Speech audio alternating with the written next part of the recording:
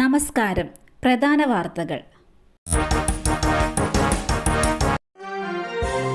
സർവകാല record 70,000 കടന്ന് സ്വർണ്ണവില സർവകാല റെക്കോർഡിൽ. ചരിത്രത്തിൽ ആദ്യമായി വില 70,000 കടന്നു. ഗ്രാമിന് 25 രൂപയാണ് വർദ്ധിച്ചത്.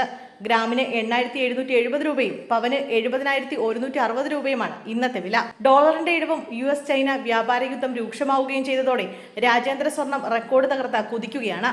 സ്വർണത്തിന്റെ രാജ്യാന്തര വില, ഡോളർ, രൂപ വിനിമയ നിരക്ക്, ഇറക്കുമതി തീരുവ എന്നിവ അടിസ്ഥാനമാക്കിയാണ് സംസ്ഥാനത്ത് സ്വർണ്ണവില നിർണ്ണയിക്കപ്പെടുന്നത്. ജമ്മുകാശ്മീരിൽ സുരക്ഷാ സേനയും ഭീകരരും തമ്മിൽ ഏറ്റുമുട്ടലിൽ ഒരു സൈനികൻ വീരമൃത്യു വരിച്ചു. 3 ഭീകരരെ സുരക്ഷാ സേന വധിച്ചു. കൊല്ലപ്പെട്ടവരിൽ ജെയ്ഷെ മുഹമ്മദ് കമാൻഡറും ഉൾപ്പെടും. വധിച്ച ഭീകരരിൽ നിന്ന് M4 AK തോക്കുകളടക്കം കണ്ടെത്തിയതായി സുരക്ഷാ സേന അറിയിച്ചു. അതിർത്തി കടന്ന് ഭീകരർ എത്തുകയായിരുന്നു. ജമ്മുകാശ്മീരിലെ കിഷ്ത്വാറിലാണ് ഏറ്റുമുട്ടൽ. ജമ്മുവിലെ അഖ്നൂർ മേഖലയിലും ഏറ്റുമുട്ടലുണ്ടായി. ഇവിടങ്ങളിൽ ഇപ്പോഴും ഏറ്റുമുട്ടൽ തുടരുകയാണ്.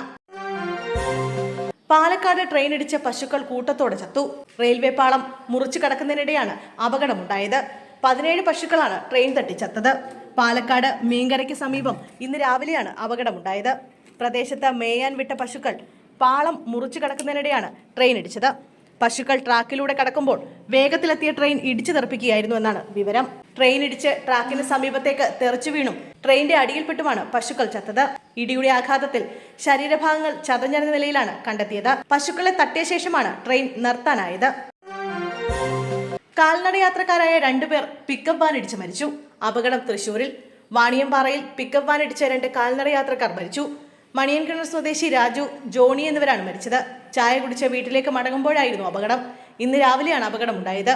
പാലക്കാട് നിന്നും കള്ളുമായി വന്ന വണ്ടിയാണ് ഇടിച്ചത്. ഡ്രൈവർ ഉറങ്ങിപ്പോയതാണ് അപകട കാരണമെന്നാണ് പ്രാഥമിക നിഗമനം. ഇവരെ ഉടൻ തന്നെ ആശുപത്രിയിൽ എത്തിച്ചെങ്കിലും രക്ഷിക്കാനായില്ല.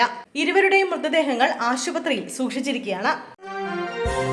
കൊല്ലത്ത് സൂപ്പർ മാർക്കറ്റിൽ വൻ ലഹരിവേട്ട. 700 കിലോ ലഹരി വസ്തുക്കൾ പിടികൂടി. കൊല്ലത്ത് എക്സൈസ് വിഭാഗം അർദ്ധരാത്രിയിൽ നടത്തിയ റെയ്ഡിൽ സൂപ്പർ മാർക്കറ്റിൽ നിന്നും 700 കിലോയോളം ലഹരി വസ്തുക്കൾ പിടികൂടി.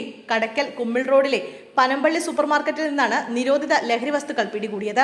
പിടികൂടിയ ലഹരി വസ്തുക്കളുടെ വിപണി വില ഏകദേശം 10 ലക്ഷം രൂപയാകും. ചടയമംഗലം എക്സൈസ് റേഞ്ച് ഇൻസ്പെക്ടർ രാജേഷിന്റെ നേതൃത്വത്തിലായിരുന്നു റെയ്ഡ്.